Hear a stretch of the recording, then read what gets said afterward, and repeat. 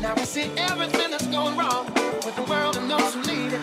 We just feel like we don't have the means to rise above and beat it. So we keep waiting, waiting on the world to change. We keep on waiting, waiting on the world to change. Waiting on the world to change. Good morning, Notre Dame. We're back here, Dome Discourse Election 2020 series. I'm Jilly Randall. And I'm Jackie Fletcher, and today with us we have special guest star, Lily Bruder. Woo! Thank you guys for having me. Of course. All right, we have a lot to get into today, so let's get started. The debate Oh boy. was on Tuesday. What did you guys think about it? I mean, I think this debate will go down as, and I think we can all agree on this, I think everybody agrees on this, which is the interesting thing. This super divisive debate, one thing we can all agree on was that it was absolutely horrifying. Neither side really seemed like they had a cohesive argument together. There was yelling, there was interrupting, there was name calling. I was disappointed overall with the debate and just the lack of decorum. I would definitely agree. What about you, Lily? Yeah, I feel the same way. I think what's interesting is the point of a debate is to convince an undecided voter. And unfortunately, I feel like if you were undecided, I don't know how much of a conclusion you could have drawn from what was said. But I do think there were interesting points made on both sides that should be discussed for whatever value they have, despite all the lack of decorum that existed there. Yeah, definitely. I think, honestly, it was a sad day for our democracy. It was. I can't imagine how that looked to other countries. But I think, as Jackie was kind of mentioning, I think it is a little interesting and kind of cool that, in a way, our country is almost more united than it's been in a long time over the fact that it was a complete mess. No matter what side of the aisle you're on, that was just a rough 90 minutes. Oh, totally. Okay, anyway, so I guess to kind of get into specific strategies, what do you guys think? Looking back, it doesn't look like there was much strategy, but do you guys think they had strategies? What do you think they are? Are they changing now? You know, so I think they each employed really unique strategies. Number one, to keep their base involved. So I think that they were both really catering to their base. We didn't see them really try to do something that was super different. We didn't see them really reaching out toward the other side a ton. I would say Biden maybe did that a little bit more. But in terms of just their general presentation, Trump interrupting was not just him being him. I think that was very intentional and purposeful. He was trying to rock It must Biden. have been. It had to have been. I mean, I would hope that it was intentional, because otherwise, that's a little concerning. So why did he's not dumb. Why did he do that so much? I think, number one, to rock Biden off of his game. He knows that he has this very, alpha dog type of personality, and he thought, if I could come out swinging in the beginning, if I could come on the offensive, which is different than the defensive that the incumbent normally has, I think he thought he could rock Joe and kind of get him loose off the saddle. But Joe, on the other hand, was showing the American people, look, I am this sense of calm. I am the steady in the storm. I will steady the American ship as we're going through this. Yeah. So what do you think, Lily? Would you agree with that? Yeah, I would agree. I think, like you said, Trump definitely went on the offensive throughout. I think that just as the camera is on me directly now, Joe Biden actually made a strategic point to look directly into the camera to try to appeal to the American people. You're Biden right there. Yeah, right in the camera, the same way. I think that Trump, his attacks were really trying to demean Biden and to try to really throw like a dart in what he was saying. I do think Biden's attempt was to try to stay focused on more of the issues, whereas Trump, I think, was being a little bit more, like you said, offensive. I wouldn't say that Biden was being fully defensive. I do believe he went on the offense as well, but I think he was trying to stay a little bit more centrally focused. I'm not sure which was ultimately the most effective there. But. And I think it's important to know, you guys both mentioned this a little bit, but typically when incumbents begin their first debate, they're typically on the defense because the other candidate comes out strong, ready to fire off, new on the debate field, and the incumbent feels as if they're more experienced, so they typically just fall on the defense. So I personally think that Trump said, I'm not going to be the typical incumbent. I'm going to fire back, and I think his campaign strategist was probably telling him, don't fall into that typical incumbent defensive side. But with that said, I think it just went too far. And as Trump does with everything, goes above and beyond extreme and just, went way too far. And I think it didn't turn out well for him on that aspect. It did not. It did not. And I mean, that's not to say that Biden didn't stoop down to that level either. He did. I mean, what do you guys think about that? He called him a clown. He told him to shut up. Did we wish he had risen above it, or was that just him defending himself? This was a tough one for me when I was thinking about this in reflection on the debate, because I do think, I wanted to see Biden kind of rise above, kind of bring above that level. That Trump's style is to go for that low blow. That's really where he draws his base in. That's his whole approach. I wanted to see Biden rise above that and bring a level of professionalism and decorum to this, but I was a little disappointed to see some of the name calling because I feel like that's a very Trumpism. Definitely. So, but I also wonder, is there a way to approach it with him that could ever be risen above? The state of politics with Donald Trump, is it always going to be low like that when you bring him into the conversation? I know. I don't know. Yeah, I can't imagine debating him and not stooping that low. You know, like it's hard. It's very hard. But also, I want to bring about. I think just Biden overall, his more strategy kind of was just, especially towards the beginning, his main point was just that Trump doesn't have a plan. Doesn't have a plan for literally anything. And I think he definitely fell back a little bit on that aspect because it made it just seem like he doesn't really have a message. His only message is that Trump doesn't have a plan.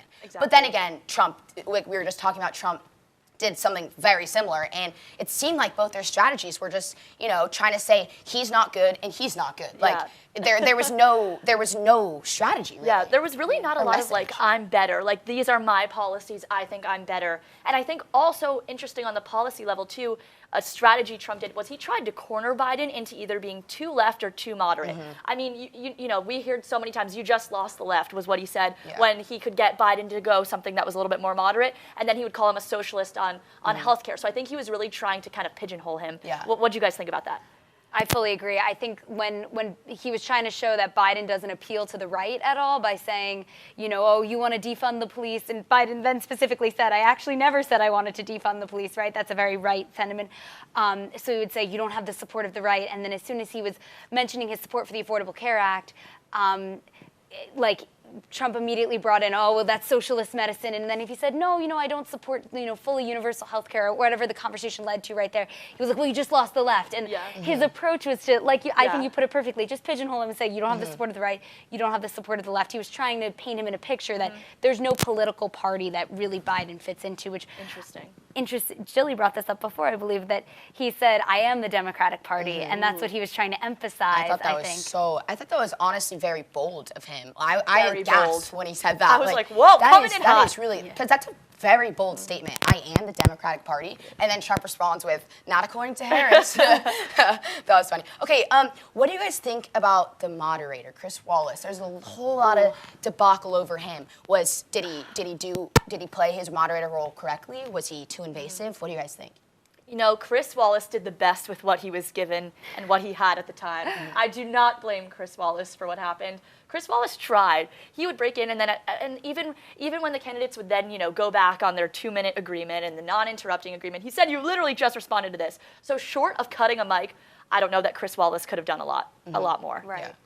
Yeah, I agree. I don't know how much more, if you beg people to not interrupt each other and have civil discourse, I don't know how much more you can do other than cutting the mic. And who knows what will happen in the next debate as far as that. But what do you guys think about the role of moderators in general? Should he have been fact-checking? Should he have the power to cut off a mic? I personally think moderators should not fact-check because, again, it gets into politics right there. When you're going to fact-check this candidate, when you're going to fact-check this, you know? I think the moderator is supposed to be very nonpartisan, and I think, personally, that would become too partisan. But then again, there were so many falsities. On both sides. Just, splattered across that debate. I don't know. What do you guys think? I personally feel that the moderator should be allowed to fact check. I think that would be an effective strategy to try to dispel some of what is said. But I do agree that it would have to be done. Any falsehood that is spoken should then immediately be corrected, regardless of what side says it. I feel in this debate that one side shared far more falsehoods than the other, and that person should have been, I'll say it, Donald Trump should have been. Go ahead. But, you know, so I do feel that the moderator should have that power, but I can see that side as well. Like, maybe they should be as invisible as possible. I think that's what Chris Wallace even spoke specifically. He said, I want to be as invisible as possible. And I could see the effectiveness of that as well. Yeah, so. definitely. Yeah, I agree. I think fact-checking logistically is difficult because if you're How? throwing that in there, you're messing with both of their mojos. I mean, but then again, if people are listening to this and they're expecting the truth and that's not what they're getting, that's a disservice to America. Yeah. But I think that just speaks to the larger tone of the debate that we're even thinking, are debates going to, is there even going to be a future for these debates? And even within the next week, the next 2 weeks. Yeah, it's not looking too good. Not I'll looking tell too you good that. right now. Okay, I guess we can kind of get more into the specifics of the debate. So first, Chris Wallace brought up the Supreme Court nominee. And who do you guys think argument kind of won on that aspect? Well, I guess we can summarize. Trump said basically, I'm still the president. I was elected for 4 years. I can't just stop governing 3.5 years in. So I have the full power. As Ruth Bader Ginsburg said herself, a president doesn't stop being a president just because it's an election year. So he took that route, kind of. And then Biden, on the other hand, said the election has already started. It's not that, it's still an election year. The election is happening right now. So how should Trump get to, nominate another Supreme Court justice for life? Who do you guys think won that debate?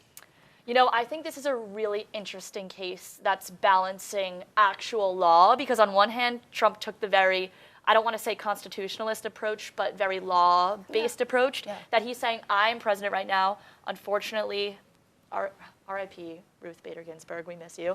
We do. But from that standpoint, he is still the president, so that's his right. If the Senate confirms, if you're going through those normal processes, then that's valid. But as a matter of precedent, since Obama did not get his nomination during the election year, how should that be taken into account? Yeah. And also, how should RBG's final wishes? Different circumstances, but also how should her wishes be taken into account? Since that was her last wish. Yeah. I do think also this was one of Trump's stronger suits because it was kind of towards the beginning and didn't interrupt, and you actually, heard a solid point in argument. We heard solid points from this both is the sides. only side where we can say we can clearly this might be the high of the really debate right discern here. the argument because it was the first thing that was said. We were talking about this, and I will say that I feel that given the circumstances of this year's election, because mail-in voting is causing the election day isn't just happening on November 3rd, election day is happening now. I think given that, I feel that Biden's point was very strong just in the sense that Americans deserve to have their voice heard, and the people that they put through the Senate and in the White House right now to be empowered to confirm the nominee. I do think there's some validity there to say that the election is ongoing. 2020 is a year like any other, and because the voting system is going to look a little differently this year, I think that democratic process is kind of changing, and definitely that voice is being heard in a wider timescape instead of just election day itself. Yeah. But I can also see the technicality with Trump's point as well. So definitely. It's a tough one there, you know. I think overall they both had strong arguments. They both had strong and, points. It came out great for both of them. Okay, moving on. Segment 2, COVID-19. We were kind of just talking about this. This segment got into a lot of just straight accusations, a lot of hypotheticals from both sides. Basically, Biden said, Trump was on tape admitting the downplay of the virus. How could he have been successful at handling coronavirus? And that if he were in the position, he would have done it better. And then essentially Trump arguing back that there's no way Biden could have done it better. Again, all hypotheticals. So what did you guys think about this one? Yeah, I thought the hypothetical, COVID-19 is something, again, that came, no one expected it. If we had been having this conversation, even, when we were going through the Democratic primaries, this wasn't even, a possibility, in the realm of possibility, and now it's a full talking point. Yeah. So I think, number one, the hypotheticals, that just, especially given the lack of clarity about COVID-19, given all of the unknowns, I think the hypotheticals were the low point, because at that point, you're saying, well, you would have done a worse job. I'm doing a better job. He said, she said. It's he said, she said. About nothing that happened. Exactly. And when it's something as serious as this that is quite literally affecting everything, people always say, how is the president affecting you personally? This is something that actually is affecting everyone. So I think that there should have been, this was a time for gravity and somberness, and it wasn't there. And specifically on the hypotheticals, Trump asserted that if Biden were in office, they would have had 2 million dead, which is a very bold claim. Number. Yeah. Yeah, I feel that the hypotheticals, especially that 2 million number, because Biden's point was to say, we have 200,000 Americans dead. It did not have to be this way. You flouted the scientific evidence, and you didn't promote mask wearing and social distancing, which is something that Trump, even in the debate, made fun of Biden for wearing a mask. And at rallies. Right. Yeah. And all of that. And I think that Did not age well. Did not. No. We'll get to that in a second. And the hypotheticals to say, well, there would have been 2 million dead if you were president. There's really not, that's not, especially to come up with that number, there's no scientific basis there. We can't say that there would have been 2 million dead if Biden were president. It's completely, I think, a juvenile attack. Definitely. In a way without any real backup there. So yeah, and then along those lines, they started talking about the vaccine as well, and Trump claimed that it's going to be ready by November. And then the head of Operation Warp Speed and CDC director both came out and said it's not going to be available to the public by November. So, I mean, I don't know why Trump is making so many false claims, but do you think this is helping or hurting? I don't know. What do you guys think? That definitely hurt him a lot, just because that was something that was live fact-checked by Biden, by even Chris Wallace, where they were going back and forth. So, I mean, there's just no way you can even possibly spin that to look positive for Trump. You need to go along with science, especially in something like this. Like, no one's expecting, I think Trump, no one's expecting him to come up with the cure, right? Like, that's not what we elected him to do. We elected him to be a leader so he could get these teams and get the right resources into the right hands. And so by discrediting your own resources, I think that was a detrimental blow to him. But I also thought it was interesting, we talked about this earlier, of how Chris Wallace was asking Joe Biden about his beliefs in science, and Joe said, well, if the vaccine, you're lying about the vaccine with them, but then do you also trust science? Because Joe Biden said that he might not trust a vaccine that was rushed. And I know, Lily, we were talking about that. So how do you think that argument worked out for him? Right. I think that was a really interesting point that Wallace brought up, right? So basically what Jackie just said, he brings in, you are always saying that Trump promotes a distrust in science, and then you come out here and you say, we cannot trust a vaccine that Trump has produced. And so Wallace says, are you also promoting distrust in science? I think that what Biden is advocating is that because Trump has shown a history of not trusting science and wants to rush the vaccine, likely for political and economic reasons, maybe it's not the safest one. But I did think that was an interesting point to say, look, this whole concept of trusting science in general, how do we grapple with this? And I think that Biden needs to have a little bit more clarity on that point. But I do think it was fair for him to say, watch out for this vaccine, something that if it comes out by some miracle of God in mid-November, we should be careful about something that was maybe produced so quickly. Yeah. Agreed. Yeah, definitely. Okay, moving on. The economy. Ooh. Okay, so basically, this was, I don't know, I think this really sums up their campaigns right here in the economy segment. Basically, Trump is arguing that Biden wants to destroy the economy and personal lives of Americans, wants to keep the Americans in a lockdown, and that's only hurting the economy, making the American people suffer. Then Biden, of course, argues that we can't fix the economy until COVID is fixed.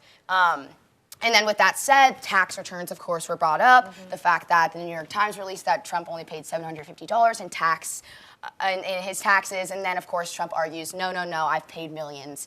No proof of that yet, but we will see. And then also they brought up Trump, how he brought back Big Ten football, how he claimed that, and then also People in Ohio love me. That was the quote. They should really be thanking Notre Dame, not even Donald Trump. We brought that. And then all the drama about Hunter Biden. So what do you guys think of that? Ooh. Should Hunter Biden have even been brought up in the first place? Because then they started getting deep into, again, the hypotheticals and attacks. No, your family's worse. No, your family's worse. I don't know. I personally think that just went down a rabbit hole. What do you guys? I agree. Family should never be brought up. We're not electing your family. It has no bearing, especially their kids are grown. There's no place for that. That's just a low attack. We want to hear about policy, not about your internal issues that every family has. I agree. I think Chris Wallace said it best. He's like, the American people are not here to talk about your family. The voters want to know about your policy. So when that came up, I thought it was totally inappropriate and had no place on the debate stage at all, really. But I did think, the economy is obviously a really pressing issue right now, and I'm glad it was discussed on the debate stage. It's a lot to break down between their two arguments, and of course the tax returns came up. Yeah. Did you have any thoughts on? Yeah, I think it's really interesting how Trump keeps saying that he knows how to get around, the tax codes. I think this is a very nuanced argument. There's no way to make you paying $750 look good to the average American, because that seems unfair. Hardworking people pay much more than that. So I think that it is a tough look. in terms of PR. But the idea that, if he's really trying to say, and especially the other thing I was surprised about too is the economy is Trump's backbone for re-election. Like that has always been the thing that has carried him through. So I was actually expecting to hear a lot more on like what he's done and really hammering home the economy point, because that's what's going to get him reelected. In this segment for Trump, I think. A ton of missed opportunities, and I think he handled the tax as best as you can in this case. He didn't do anything illegal, so there's nothing. It's just a bad look. So I think he took it in stride and did the best he could with the information. Yeah. I would agree. I do think that the tax information seems to be a really sketchy element to his entire persona. There's something that really doesn't sit right about a Starbucks barista paying $2,800 a year in taxes and in income taxes, and Donald Trump paying $750. That was a really interesting little stat I saw today, and I was like, oh my goodness. But in general, I agree that there was a missed opportunity to discuss the unemployment rate there, and I think Biden could have expanded on that more as well, like just discussing, so this is your great economy, it's suffering, and obviously that's the result of the pandemic, but what's the plan from here, I feel like that was a lost moment there, so. Yeah. Yeah, all right, next, race relations. Essentially, Biden speaking to the camera, promoting unity. There's nothing we can't do if we do it together. And then, Trump naturally tries to argue his law and order aspect. And then we also get into the law and order, kind of segment. What did you guys think about this one? Who did it best? Who won? Biden definitely takes. Win doesn't feel like the right verb to use when you're talking about this subject, but everything he said made way more sense than what Trump was saying. I think it's also interesting. Trump says, I'm going to bring back law and order, but that's happening right now under his presidency. So I would have loved to hear some of the things that maybe he's currently enacting, like pushing forward these promises into, when he's in round 2 of his election. I was hoping to hear a little bit more about that and his plans for that. But on that note, I think it is interesting. He did bring up the fact that he has offered the National Guard to many of these Democratic-run cities that are currently burning down, and they don't want the help. So I think that's an important note. It's definitely an interesting note. I think Joe Biden played it better though, just because he was saying I don't condone the violence, but he's still with the message. I don't think that Trump did a good enough job at saying that he supports gender equity, racial equality, things like that. So I think that was definitely the point that he missed on in that case. Okay. Yeah, I would say to the point about the cities and offering the National Guard, Chris Wallace said statistically there's equal amounts of violence right now coming out of Democratic-run and Republican-run cities, which I thought was a really good point, because Trump's main draw on this subject is these Democrat-run cities, they have all this violence, and it's a very divisive statement and a very divisive point that he continues to make. And so when Chris Wallace brought this up, statistically it seems to be there's equal levels of violence from Democrat-run cities right now and Republican-run cities. Trump really just deflected, ignored. He brought up the Portland situation further, and obviously there's some very tense, nearly chaos happening there. But, I thought it was important that Chris Wallace, in a way, it was like a fact-checking that he did almost there. Exactly. I thought that was a really relevant point to say. That is very interesting. Well, I'm going to be honest, I didn't even hear that comment when we were watching because, again, all the interrupting. But that is interesting as we're talking about fact-checking. In a way, that was a little fact-check. That was a little fact-checking. It was a fact-checking that was built into his question, because he really posed it like, okay, President Trump, like you say that these Democrat-run cities are a total mess, but I have a legitimate fact that there's equal amounts of violence coming out of both Republican-run and Democrat-run cities. And, I felt that Donald Trump started going off on Antifa. Like his sentiment was so divisive, and I liked what Biden said there about there's nothing we can't do if we don't do it together. And I just thought that was really that's what Americans need to hear right now. There's a lot of very stressful moments. Yeah, and then you brought up Antifa. What about Trump? I don't know about refusing, just didn't condemn white supremacist groups, though he has many a times in the past. For some reason, he didn't do it on this debate stage, so why do you guys think so? I honestly have no clue. That was the part of the debate where my mouth dropped open, and I was like, that's the point that everyone's going to remember, and they have, rightfully so. Chris Wallace gave him, for lack of a better word, a layup. He gave him the question. It was an easy answer. It still doesn't make sense to me why he wouldn't condemn it it was a yes or no question, and he skirted around it. Was like blah blah blah. Especially if he has in the past. It's not like it's going to change. It doesn't. Yeah, I don't. His voters. Yeah. I don't know if he's heavily relying on the white supremacist base to support him. I mean, I literally, maybe that's part of his strategy.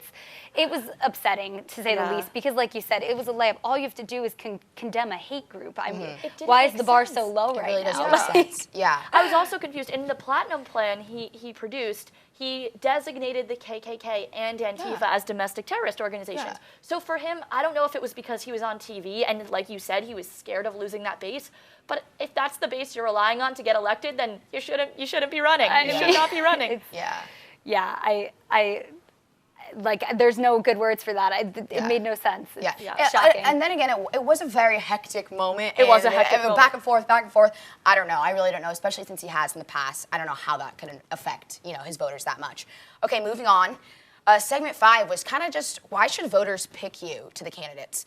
Trump, of course, argues greatest economy in the world pre-COVID, cites low unemployment rates, success with military, and then Biden kind of, goes to the no, we're weaker, sicker, poorer, more divided than ever. And that's why you should elect him, because he needs to change that. While Trump, we got to get back to, before COVID.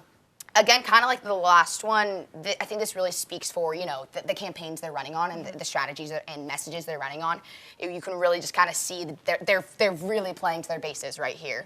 I don't know. What do you guys think? Yeah, I thought this one was, again, them just playing to their bases. It's the same thing we had been hearing throughout the entire debate, just in a condensed format. Yeah, definitely. Agreed. I think all the issues that they've discussed in each of the segments, it really wrapped into their record of like, Trump talking about having the greatest economy in the world pre-COVID, that's his claim, and Biden saying, I'm here to heal the soul of the nation. That's kind of I think that's his legitimate slogan. I think it's a battle for the soul of the nation. Yeah.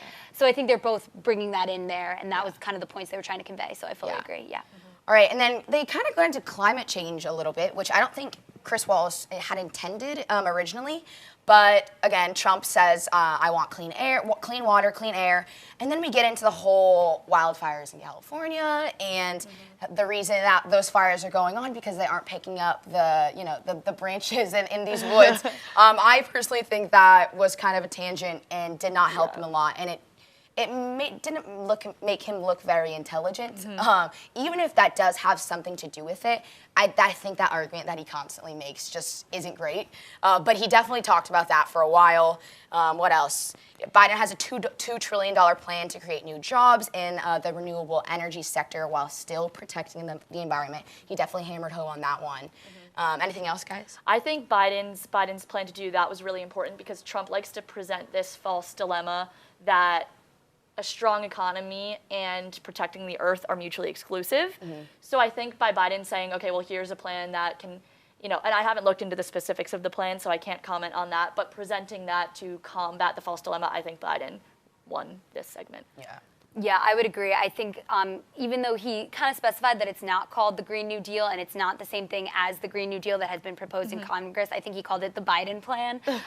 But I think he showed some like concrete action. Like there's some kind of end game. There's a goal here. He has a plan. I understand where Trump is saying, he cites these problems with the Paris Agreement that they're costing American jobs. But I like that Biden had a real answer there. It's like, actually, we're going to put new jobs in the renewable energy sector.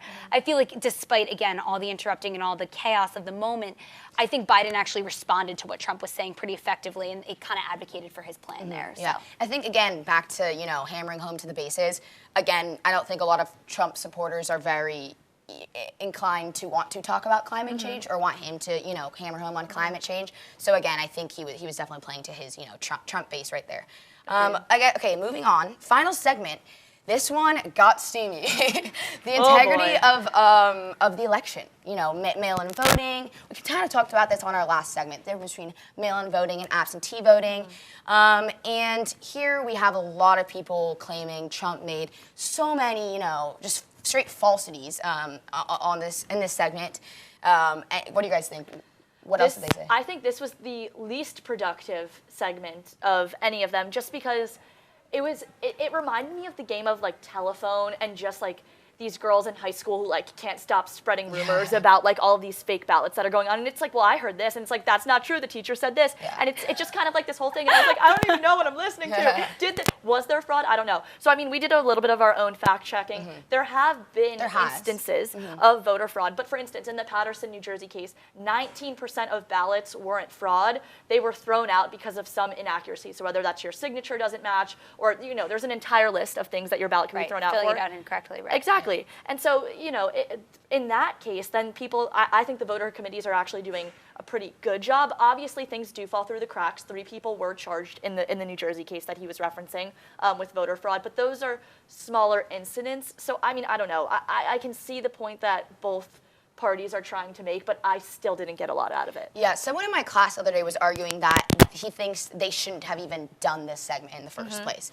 Obviously, we know that Trump is passionate about this subject, and again, tends to spew lies sometimes. So what do you guys think this segment should have even, been in the debate? Or did it just cause too much, again, chaos?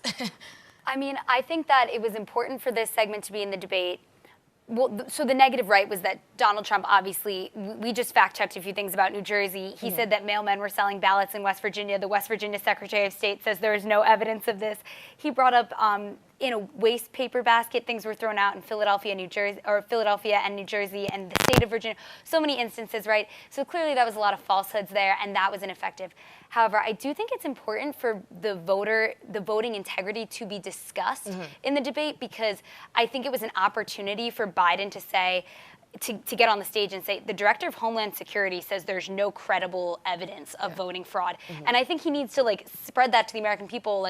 He deserves his place to also say next to Trump, this man is advocating for or he's not advocating, what's the word, more like to say, he's promoting this idea that there's mass voter fraud. It doesn't exist. And I think that's Biden's opportunity to kind of counter Trump's point. Yeah. But yeah, I mean, there was so many cases of just absolute full lies there. Yeah, I would agree. I think this is a huge part of our current election, unprecedented type of election. Yes. So I definitely think I agree. It definitely should have been brought up. But again, I don't know how we can control the chaos that happened in this segment. And this part, more than anything, the other ones I was angry because I wanted to hear policy, but this one just made me sad for the state of democracy. Yeah. This, along with the segment on racial equity, those were points that made me sad during the debate. The other ones made me angry because I wanted to hear things. These two made me sad. Yeah, I would definitely agree with that. Okay, I kind of just want to get closing thoughts. On the future of these debates. A lot of people are arguing that we should just stop debates. It's not helping our democracy. It's only hurting it. And then again, Trump was just diagnosed with the coronavirus, has to quarantine for 14 days. I think that makes it just in time for the next debate. I'm not quite sure, we're but down there by a day. It's right there. Yeah, it's right there. That's, I don't know. And then we have the vice president debate coming up in Utah soon. How do you guys think, well, first of all, what do you guys think the future of debates are? Do you think we should continue to have these debates? My gut is yes. I think it's important to have discourse. I think it's important to have discussion between two candidates and kind of explore their two ideas and what they want to say. But I do think there should be some more regulation on the debates. I mean, I would never have wanted to promote cutting mics because I think it's important for people to share both sides. And, you have to make sure if you're going to cut mics, it's done in an unbiased way. Definitely. But, there's got to be some way to control it a little bit more because clearly it was out of control. So, but I do think in conclusion debates are really important. And along those lines, I think if they're going to make some adjustment, which the Commission on Presidential Debates has released that they're going to make some changes, it's hard because they're in a contract, both sides. And they have to agree. You get exactly 2 minutes, I can cut your mic when this, and that's going to be incredibly hard to get both candidates to agree on those, agreements and rules. Agreed. Now, what about, so Trump has the coronavirus. What do we think is going to happen with this election season, these debates? I mean, okay, so let's assume maybe even if they postpone it, they just do 2 because he's not ready and able. I hope that both sides realize and are listening to the public right now. Maybe they're even watching this show, who knows? But I hope that they hear how dissatisfied everyone was with their lack of decorum and just in general. And I hope that they take that to heart because they're supposed to listen to the people, and the people are saying that was horrifying. So I hope that the next debate, I mean, only time will tell, but I really hope to see that. Yeah, definitely. And I think it's important to know also the next debate is going to be a town hall format, so there's going to be one microphone. And I think that's going to be very interesting to kind of, if it happens, hopefully it happens, to compare, the two formats. And maybe they all might end up being town hall formats. Yeah. Okay, I guess now last question of the episode. How much do you guys think this debate actually impacted voters? And I guess debates in general. There's a statistic going around that only 6% of viewers going into the debate were undecided and watching the debate to look to who to vote for. The rest, other than that 6%, were merely watching the debate just to see how their candidate's doing, which I think is quite insane. I know debates are so important to us. It's the world is watching, and yet it's only impacting 6% of viewers. I think that's crazy. But then again, that 6% could truly change the results of the election, as we saw in 2016. So what do you guys think? Do you think it had a strong impact, or? I think this year, especially given early mail-in voting, things like that, a lot of people had their minds made up because also, with lockdown, it gave everyone a lot of time to reflect. Like, it's not like nothing's been going on and people are like, okay, let me start paying attention now to see who I want to vote for. I think this has been an election that's very much so in everyone's face. You can't escape it. So I think you're right. Those 6% actually can do a lot. Yeah. And let's say that number is true and it is only 6%. Those 6% of people deserve to have one night where they debate. Definitely. So that way they can make up their mind. So even if it is only 6%, they still deserve a debate. Agreed. Agreed. No, I agree. I think, I think it's important. I don't know if you were undecided how much you really would have gained for a lot of this because we've talked about the decorum was so unprofessional in some ways. But I do think there were moments, moments of clarity where each candidate shared their point, whether you agreed with it or not. They did get some points across that if you were undecided, maybe you would have been convinced by either side. It would have impassioned you in some way. I think so brief moments, even if the whole night wasn't fully cohesively awesome and professional. Yeah. They actually had some focus groups after the debate who centered on undecided voters going in, and the results were that the majority of these undecided voters said that they are probably not even going to vote anymore, which is just a sad day for our democracy. And I think that truly sums up everything you just really said. does. That sums it all up. Again, hopefully the next debate will be better and that it will happen. But we will be following on the vice presidential debate with Harris and Pence. That's going to be fun. We're excited. And then we'll head to Miami, not us. We will theoretically head to Miami to follow the next presidential debate. All right. Thank you guys so much for tuning in. This has been a great episode of Dome Discourse Election 2020 series. I'm Jilly Randall. I'm Jackie Fletcher. I'm Lily Bruder. And this has been Dome Discourse, where discourse finds its home inside the dome.